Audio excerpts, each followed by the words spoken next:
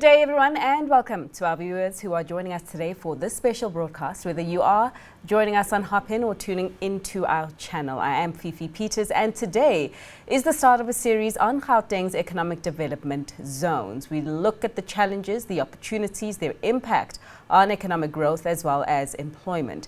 We kick off by looking at the OR Tambo Special Economic Zone, or ORTIA, as it is known, and how its location can drive manufacturing and exports of products from the African continent.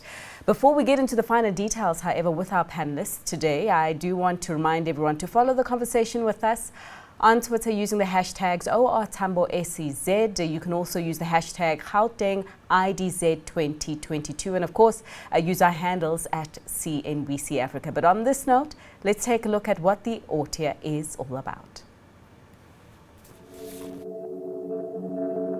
Located in Gauteng, South Africa's most industrialized province and city region, the Gauteng IDZ Development Company is an SEZ company that was founded in 2009. A subsidiary of the Provincial Investment Promotion Agency, the GGDA, the Gauteng IDZ's mandate is to develop and operate the Special Economic Zone at OR Tambo International Airport. The airport is at the center of the Erythropolis, a 1,975 square kilometer development framework defined to enhance the industrial capabilities of Ekurhuleni. The northern precinct of what we call ORTIA Precinct 1 is where we've built the largest food factory in the southern hemisphere. Globally competitive, globally exciting infrastructure that we've put up there. On the southern side is where we have the jewelry and diamond precinct, where again we have different buildings all put together in a cluster approach. We believe would be of interest to any investor that is keen to position themselves for export and wants to use South Africa as their base to target the African market. The objective of the Gauteng IDZ is to facilitate the localization of manufacturing investment opportunities. We also then have another phase that is located some 30 kilometers away from the airport, where we will be putting in fuel cells and the hydrogen economy. Gauteng IDZ further seeks to support small enterprises in industries selected for location at the SEZ with locational opportunities. Invest in the OR Tambo SEZ, the location is prime. And because of that location, you're a stone throw away from air cargo, you're a stone throw away from OR Tambo Airport, you are a stone throw away from Sandton, which is South Africa and Africa's financial district, connected through a high-speed train.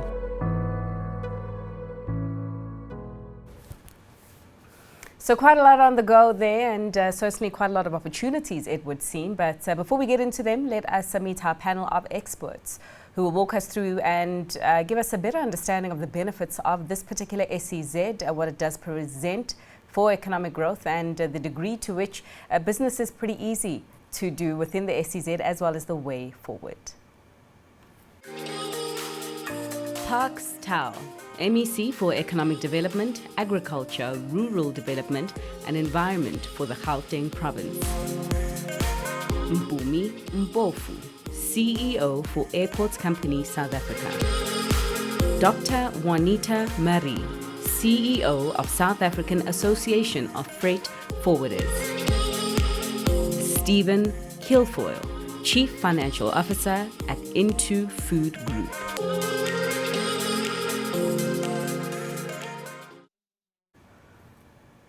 Well, good afternoon, ladies and gentlemen, as well, of course, as the MEC. And MEC, just to begin with you, sir, because ultimately, I mean, we are your hosts.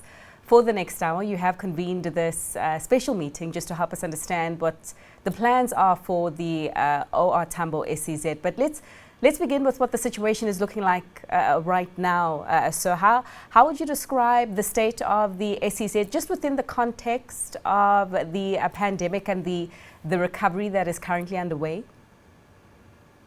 Thank you very much and good day. We are quite excited about the progress that's being made in the implementation of the SEZ. The OR Tambo SEZ, as you would probably appreciate, during the period of the pandemic and lockdown, there were delays in the construction phase of the special economic zone. We are recovering on that. Contractors are currently on site to address all the issues that we had to deal with, but most importantly, that we've been able to attract investors that have shown appetite in investing in the SEZ and locating themselves in the SEZ. We are anticipating that additional investors would be locating on the site in the next few months as we complete construction. Thank you. So back at you, sir. What is your message for investors here today? The ones that are showing interest in coming to do business there at the SEZ, and perhaps even the ones that are considering it at this stage? Firstly, the most important message, I think, is the fact that we already have investors in the OR Tambo SEZ. It is ideally located, particularly for those industries that are focused on the export market, closely located next to the OR Tambo airport, and therefore freight is an opportunity for those that are locating there. There are additional opportunities coming on board. Currently, we're working on the Gauteng Eastern Cape high-speed rail corridor that creates additional opportunities for people to be able to export and import directly between Gauteng and the Gqeberha port that is currently has been declared the investment in the high-speed rail corridor has been declared a special or strategic infrastructure program in the presidency, and therefore gives us the opportunity to focus on increasing logistics that would support both rail-based and air-based logistics in the SEZ. But also, I think it's important to note that those who are investing on the site are entitled to a particular set of investments. We are busy with the capital investments, but there are also additional incentives that come with being located in the SEZ. All right, which I'm sure we will get to within the next hour. I suppose also some new incentives that are perhaps on the table. But let's talk to one of the investors who are presently at the SEZ. Stephen, over to you. Just given the fact that you have been a tenant or placed within the SEZ since 2019 as Into Foods, and we're quite interested in how that is going for you. What have you found beneficial about being located there? Great, thank you. Thank you for having me. Well, we, as you say, we've been involved since 2019. We found the opportunity early on when the SEZ was first started, and we really embraced the opportunity. There were a number of reasons behind why. I think the NEC touched on the locality around the airport. That obviously has some logistics benefits for us.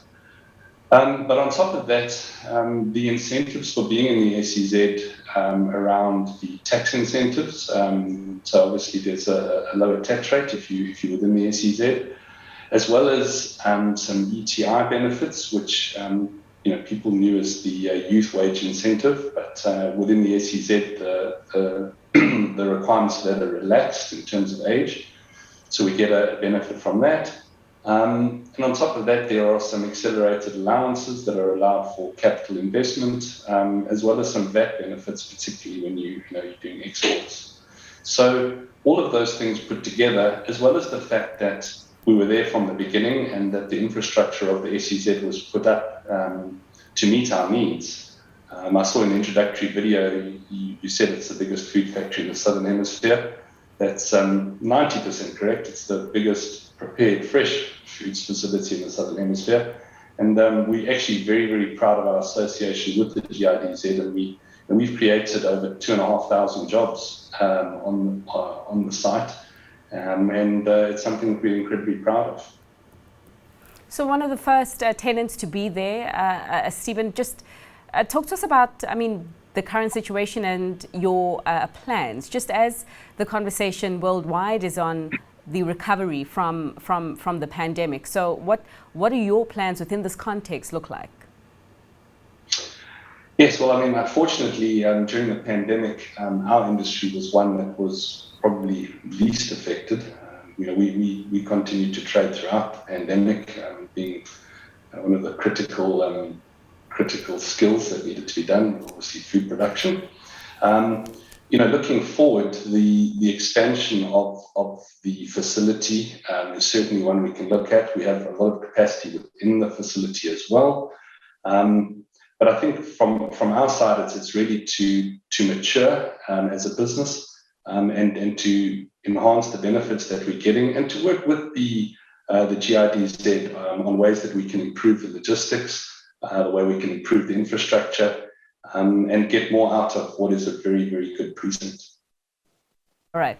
So I mean, one of the benefits just being at the location and the proximity near the airport. And Mpumi, I'd like to get your take here, because what we did see throughout the pandemic was the increase in air cargo, and of course this is a result of vaccines needing to be distributed all over the continent in quick speed. And I'm just wondering what air traffic is looking like right now. If you can just describe to us how things stand at AXA and what you are seeing on the ground as it does pertain to the level of air traffic. Well, thank you very much, and thank you to your viewers. Very importantly, we've seen air cargo perform better than passenger traffic over the COVID pandemic period. We have seen also a recovery that actually has been faster. So whilst air cargo was muted a little bit, down by 25% from 2019 levels, in 2021, we closed the year at 386 tons in 2021 compared to the 419,000 tons.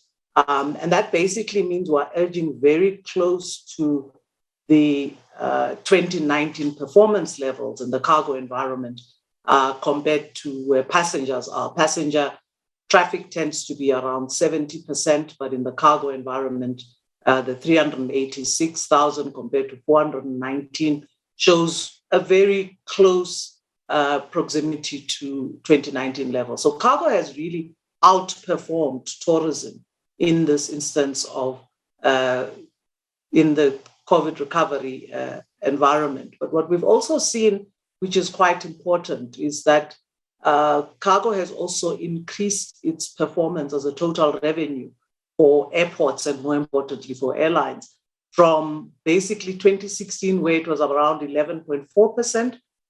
We're happy to see that cargo at large on average is contributing 40.3% of total revenue of operations in airports. And that's quite an important jump as we see it in the growth of air cargo. There are a number of things, of course, we have to do as South Africa to promote air cargo. The transport sector is developing an air freight strategy that will help us all to lift trade, export, and cargo performance overall. But we also have to ensure that we avail the necessary airlift, which is capacity, via both what they call underbelly in existing passenger aircraft, and also increasing that with respect to dedicated freighters, the ones that carry cargo on a dedicated basis. Increasing that capacity can only augur well for this very exciting growth prospect that we see in the air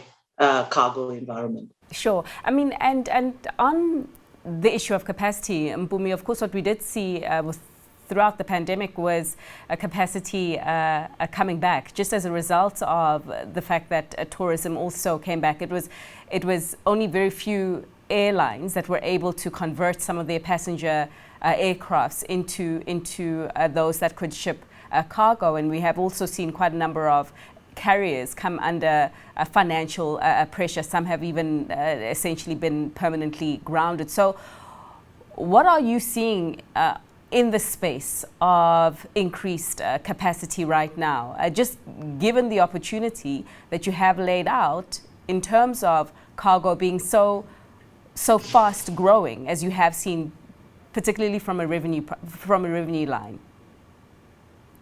Look, I think we've all been forced to change our strategy and approach, as cargo has proved to be more resilient than passenger air traffic. And as such, we all want to take advantage of it. We've developed a clear strategy for aerotropolis development, which means we're creating a foundational urban development framework that will allow for cargo to thrive and for exports in South Africa to be promoted.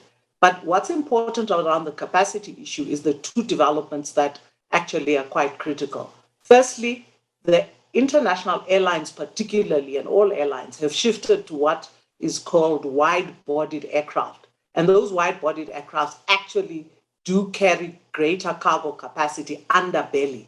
And that's quite an important development because gone are the days where that was a limitation and largely aircrafts would have to constrain their ability to carry cargo. So nowadays, most of the wide-bodied aircrafts are actually carrying cargo underbelly. The second development is we are wanting to promote on a dedicated basis by providing through our own cargo strategy certainty to enable the growth of dedicated air freighters. And that means, and I don't want to mention a few, but DHL type, FedEx, and all those dedicated freighters. The growth of those type of services are going to be quite important. The aim really is to ensure, as COVID has taught us, that we're able to treat passenger traffic as we do cargo traffic. I think in South Africa, up till now and up till COVID, and globally as well, we've not taken air cargo as seriously as we do passenger. The road forward shows our ability to actually increase it even to a 50-50 level, but the issue of capacity is going to also depend on the ability of the dedicated freighters making those necessary investments, getting additional fleet, and they can only do so if the groundwork has been done on the air freight strategy. One, to secure what we've spoken about in the transport sector as a shift from road to air strategy, and that means promoting particular commodities and making sure they become air cargo designated. And we're looking here at light air cargo like pharmaceuticals, textiles, cold chain food, and actually security sensitive type of products, including automotive parts, which are manufactured across the board, for them to be able to reach markets, and particularly the African continent, speedily. So in a sense, it's a catch-22. We've got to grow that capacity, but aircrafts generally have increased their ability of carrying more cargo.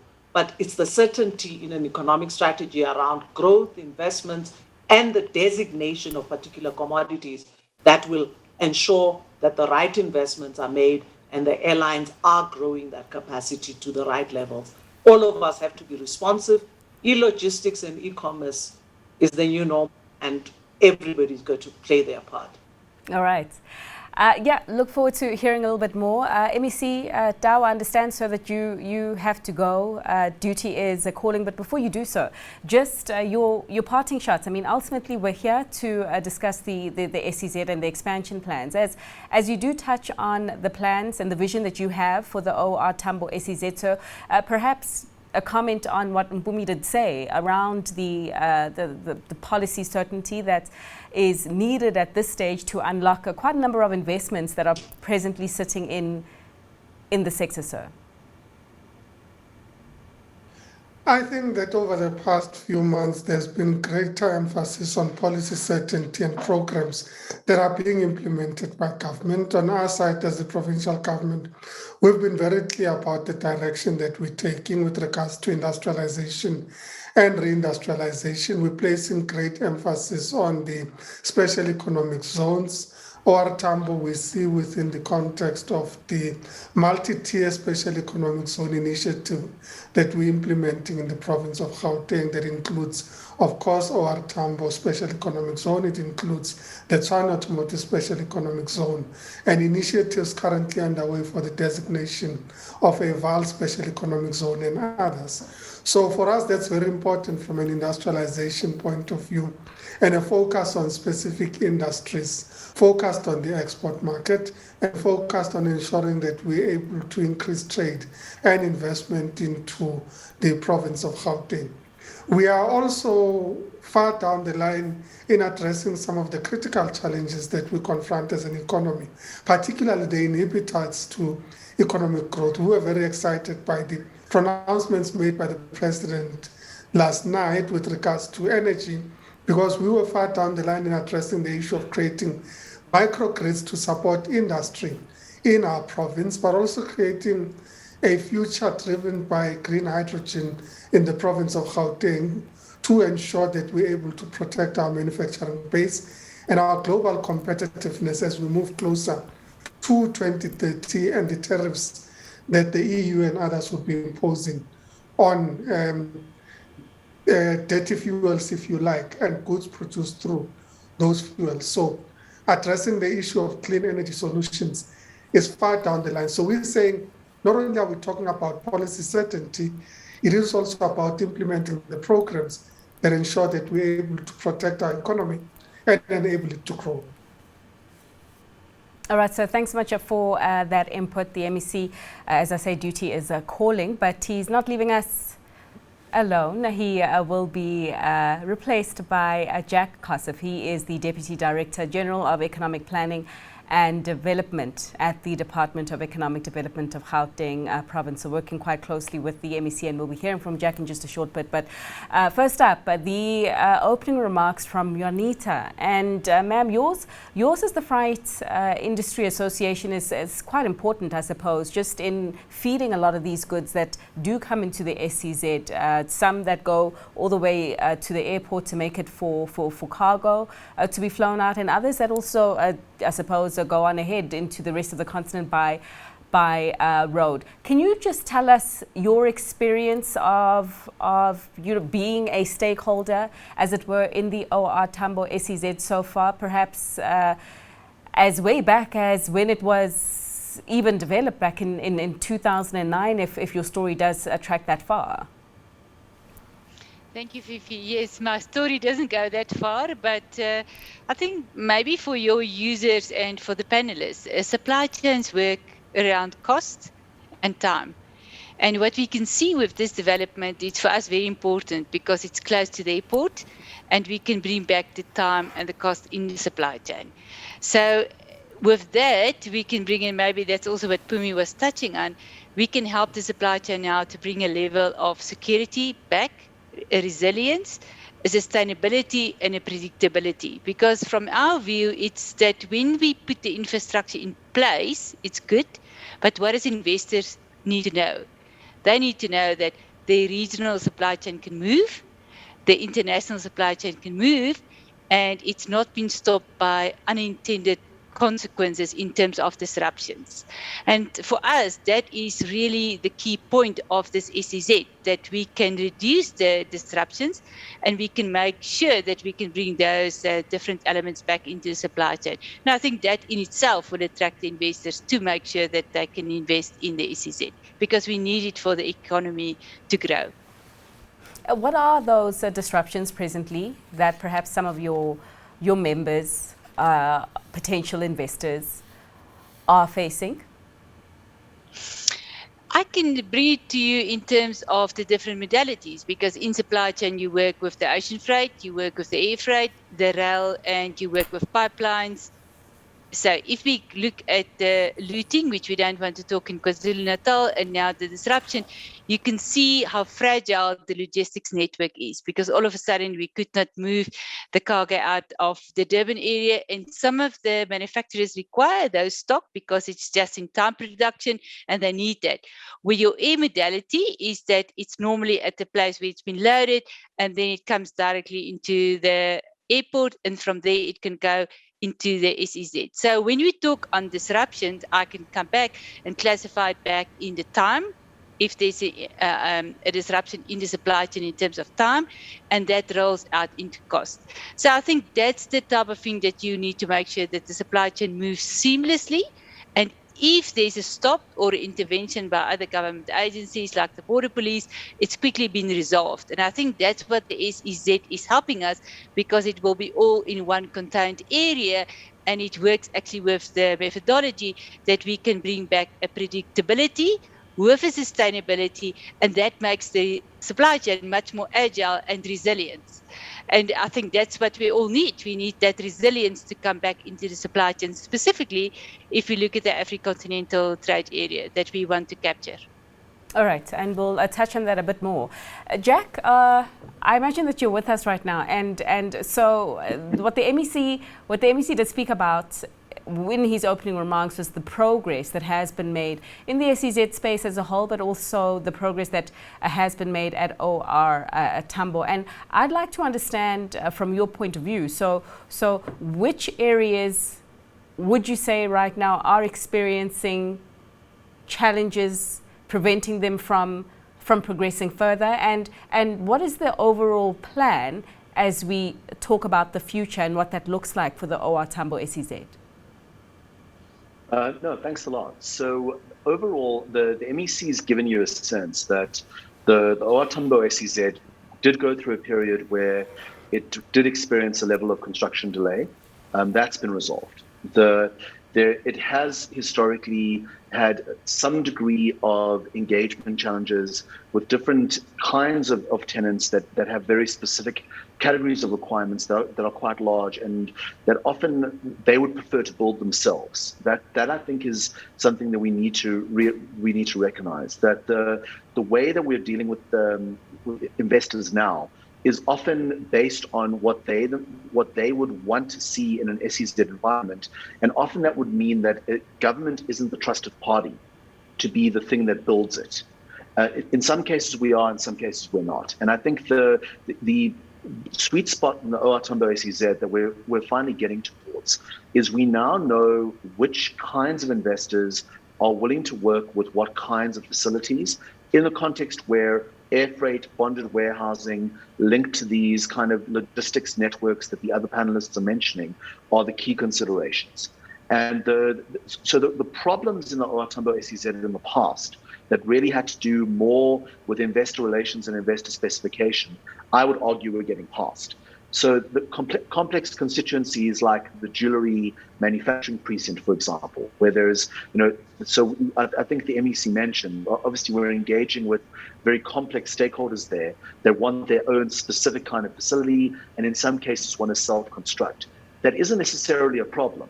Historically, the South African government has seen SEZs as things that are built by and maintained by the state, but there are ways that the private sector can be part of those SEZs under certain circumstances. And I think those are the things that we're actively exploring in order to bring more categories of investors on board.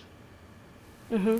Can you maybe give us an indication of how that path of exploration is going? I mean, what are some of the private sector individuals who may be keen to come on board in terms of the management of the SEZ saying about how they could do so comfortably? Okay, so from the point of view of the jewelry manufacturing precinct, the logical, the constituency we're engaging with most extensively has been the likes of De Beers and their intent to obviously cross-locate a range of their operations potentially closer to the air freight value chain. Their intention, obviously they are positioning a lot of their infrastructure now more in Gauteng, and they are doing so in an adjoining site, for example. What we are working with them on is to understand how do we integrate them into the SEZ structure. And so it's a bit different to something like the Tshwane Automotive SEZ, where in that context, we create a huge supplier park, or we have created a huge supplier park that services the needs of Ford, in that case, as the dominant tenant. And Ford's tier 1 suppliers occupy that supplier park, basically on the incentive that they are there to supply Ford. And many of them have relocated from other parts of the globe to do so.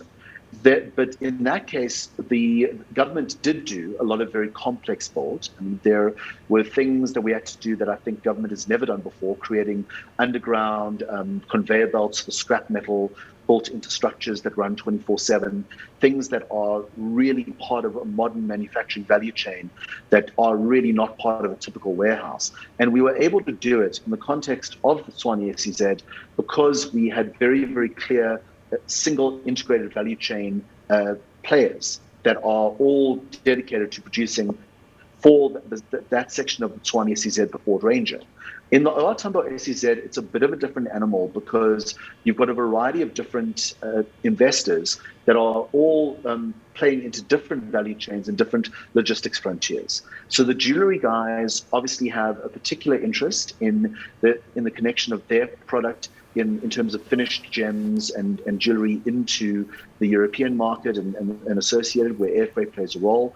You look at investors like the cannabis sector, where we're actively investigating a cannabis exchange that can be positioned at OR Tambo. We are looking very heavily at the idea of a e-commerce special economic zone, based along the lines of what Heathrow and Dubai have done, that are linked to the OR Tambo SEZ. That's a different way that all of those value chains exploit air freight differently and with different implications. And really, obviously, as the MEC mentioned, there's also the cross-integration with rail freight, which is going to be more and more of an important area in terms of how we evolve the overall cluster. Because right now, everyone that's involved in the OR Tambo SEZ wants to be close to airplanes. They want to be close to a position where they can put things in the air.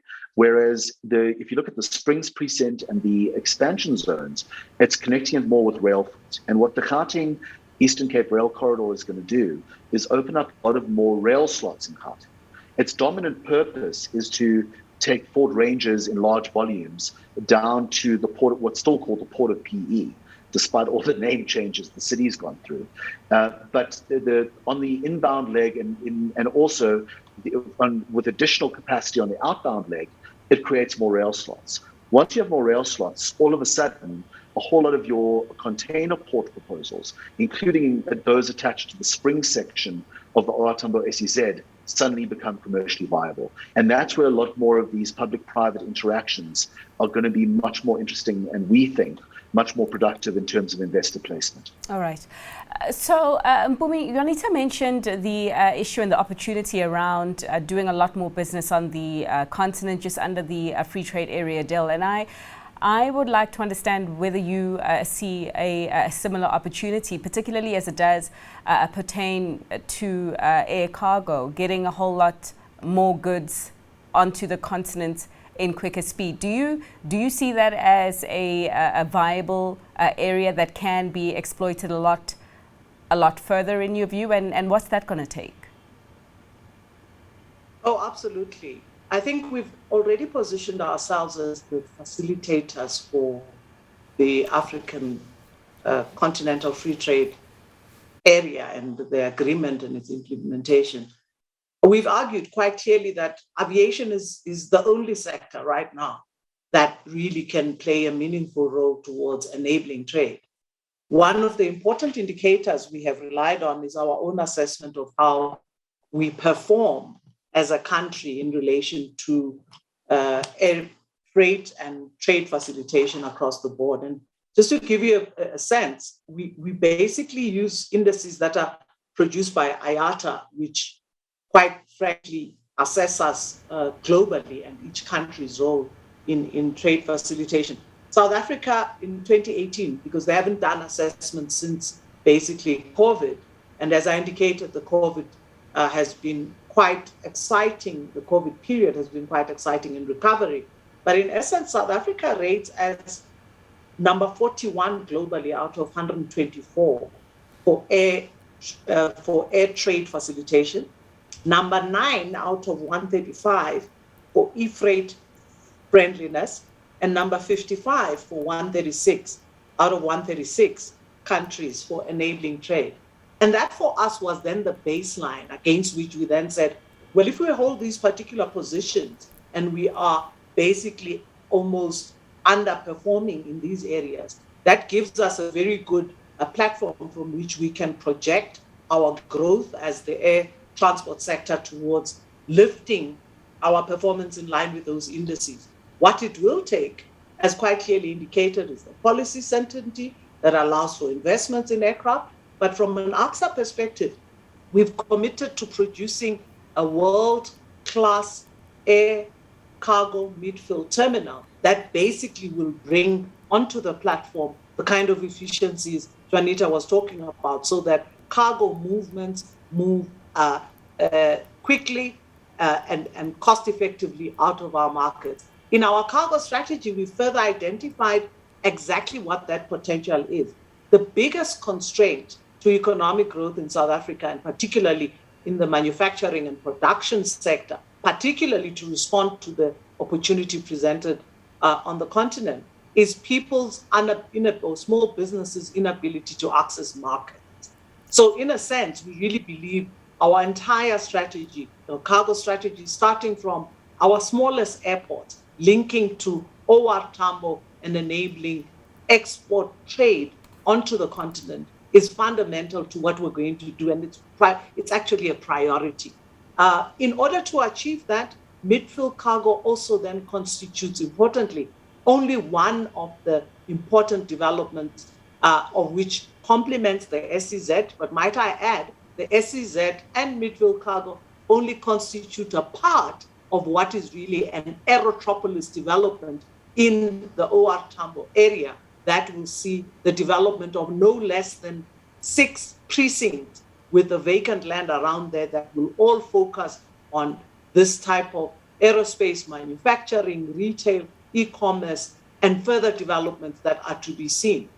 Those precincts constitute very detailed plans. We ourselves have produced the master plans that will guide development in most of the vacant land. But we're going to start with what is called in precinct, i.e. within the boundaries of OR Tambo, which basically has an indication of 43 hectares of developable land that's available right now. We have a further 100 odd hectares that are currently known as our precinct 2A that are ready for development. I'm happy and excited to indicate the first part of what's called Western Precinct has been completed in a brand new office development, and I think that's reflective of the old plans we had, but that will then be supplemented with further developments you will see in the entire precinct to supplement the SEZ, but also develop other areas for e-commerce around it.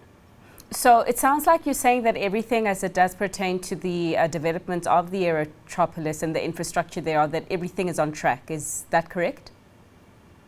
Everything is on track. One of the most important issues is just to really realign after COVID, all of the stakeholders so that we can almost agree on the immediate plan now. Let me indicate one of the areas that's critical in the development of land parcels is going to be bulk service provision by the municipality. And I think that's the one area that we would like to tie up.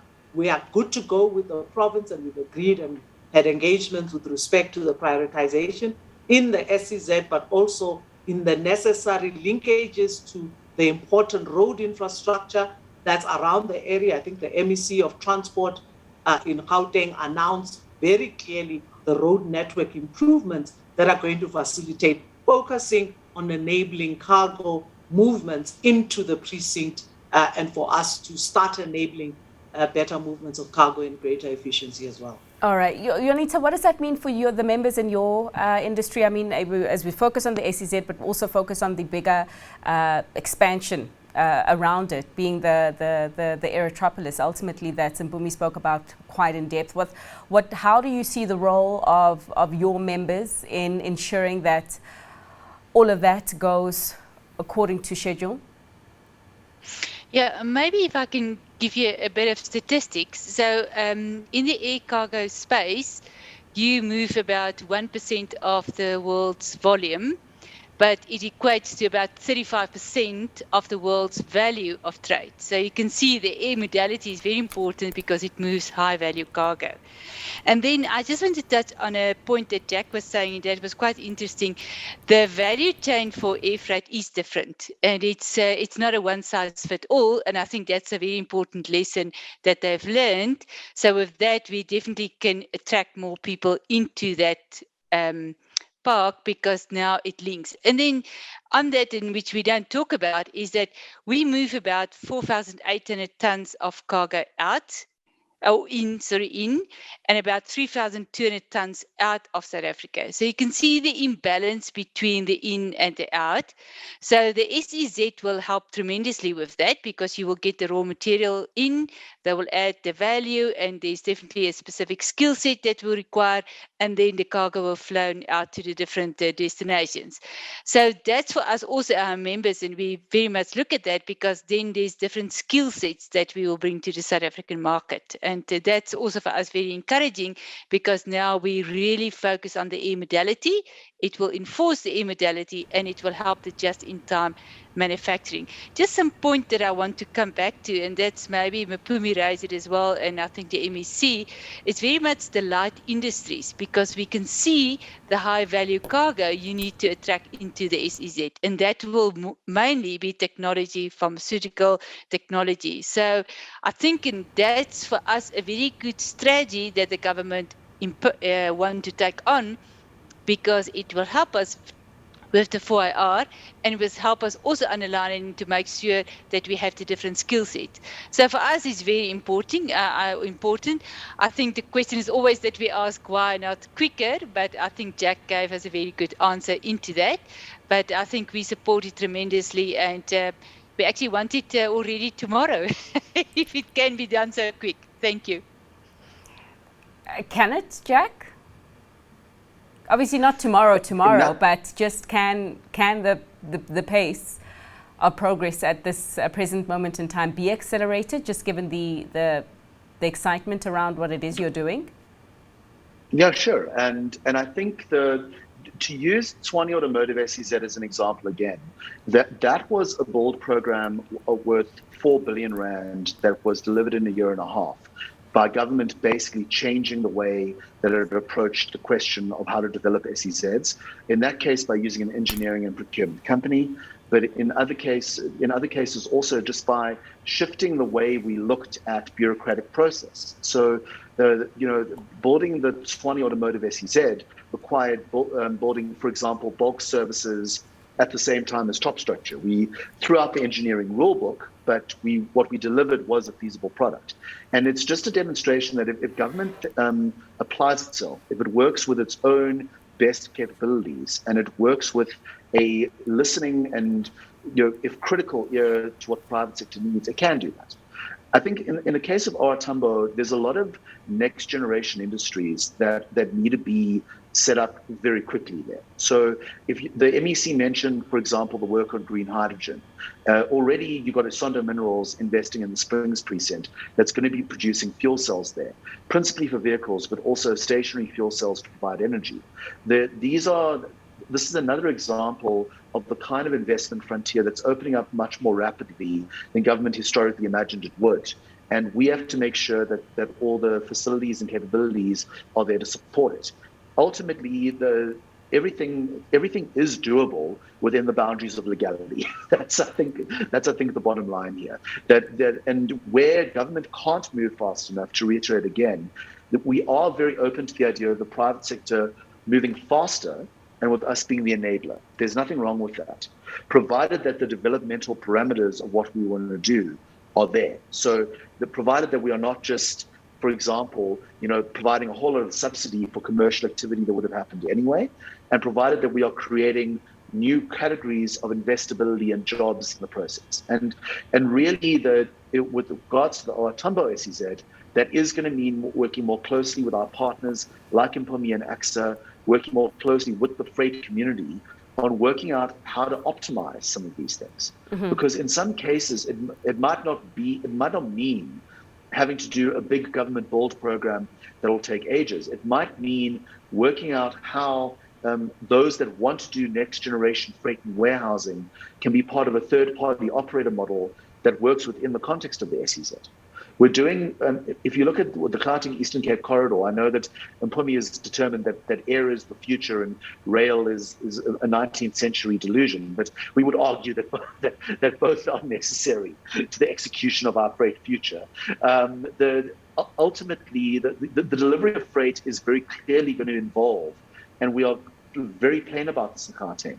It's going to involve third-party operators. It's going to involve a situation where partners like Transnet increasingly are going to be either joint venture partners or enablers of people that are going to bring in freight capacity that doesn't currently exist, whether that's the next generation of wagons, whether it's the next generation of locomotives, and whether it's track upgrades in the process. And to a large extent, the same is going to be true with air freight. I mean, we haven't even touched on the fact that the freight system is going to have to go green in a very big way over the next 8 to 10 years. Yeah. If we are still transporting there's the work that's been done by the National Business Initiative that scared the hell out of us in Gauteng, because it shows that if about 65% of our export market range is in danger of being taxed out of existence by taxes on embodied carbons, in other words, on stuff made with dirty electricity, come the 2030s, importing into the EU, the UK,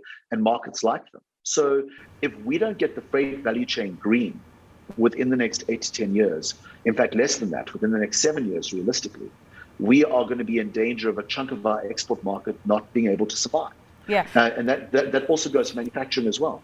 Yeah, I think you are right. I mean, the MEC did touch on it briefly before he had to dash, just his excitement around the announcement that was made by South Africa's president yesterday, just in terms of trying to get the country on a more sustainable footing long term when it does come to energy. And he did touch on the excitement that he has around the opportunity for hydrogen and for the development thereof in the SEZ. And Stephen, perhaps just to bring you back in here, because I mean, I suppose the energy situation or the lack of security in the last decade, not even the last recent weeks, has been quite an inhibitor for the growth of the sector, for the ability to add value in the manufacturing supply chain, value chain, as it were, for export. And I'd like to understand from you your experience of the power cuts, we call it load shedding here in South Africa. What has that been like for you within the SEZ?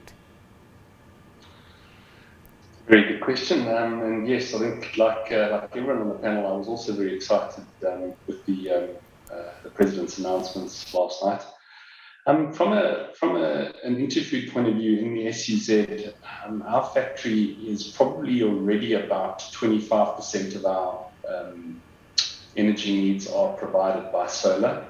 A few months ago, when the President took out the requirement for the 1 megawatt limit, we actually expanded that. We're in the process of putting some more solar on the site, which will probably take us up to about 35%. And an interesting thing about our factory is that it's a four-star green rated, from an environmental point of view. So we've certainly been looking at the sustainability side of things. The impact of load shedding on our business across all our sites, but particularly at the SEZ, it is a real issue. We have changes of going from generators to back to the mainline electricity. You've got downtime there. Those sorts of things are extremely expensive from a manufacturing point of view. And certainly, as we move to a more sustainable energy base and implement the kind of interventions that the President spoke about last night, that certainly will have a huge benefit from a profitability point of view, from driving the investment and enabling us as a business, to reinvest those profits into more sites, more facilities, better facilities, and therefore create more jobs. Mm-hmm. Because up until now, yours has been very much a good story to tell about your experience in the OR Tambo SEZ. I mean, you've spoken quite favorably about the various incentives just around tax that have allowed you to do a whole lot more and create the 2,000 plus jobs that you have referred to. But just given the fact that you have been there for some time, 3-4 years, what would you say in your experience could be done to make companies like yourselves, and even those who are probably watching this right now and looking in, what can be improved to make it easier for you to be there? Well, I think all our panelists have touched on it, and it's been quite interesting looking at it from the outside, outside a little bit, inside a little bit, but to say probably the biggest thing is alignment. I think Jack touched on it earlier when he spoke about the alignment with the municipality and the infrastructure with the roads. That's certainly something that can be done better. Spoke about bulk services, things like effluent, those kind of issues that need to be done when there's more than one party involved. The alignment is so very key. And another thing that was touched on earlier was around being scared to get the private sector involved. I think that was a very critical thing. I think it was Jack said it as well. Because people in the private sector are not to be feared.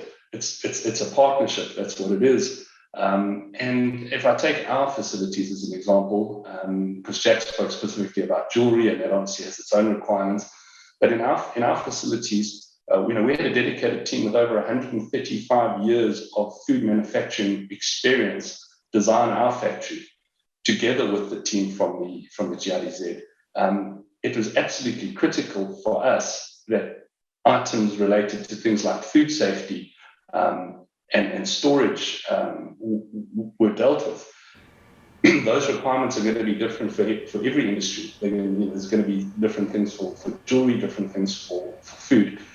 What is important is that we embrace the fact that it's a partnership, that the GRDZ works closely with the investors, the people that are going to have their foot on the ground, and we work together with the municipality, the local government, and everyone concerned to get the best alignment so that we can firstly do this properly, but secondly, to Janita's point, do it quickly.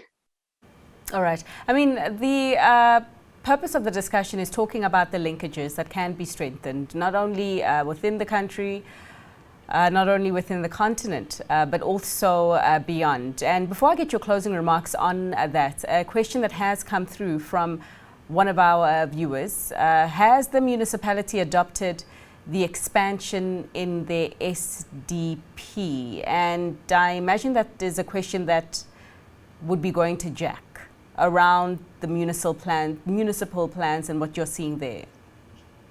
Sure.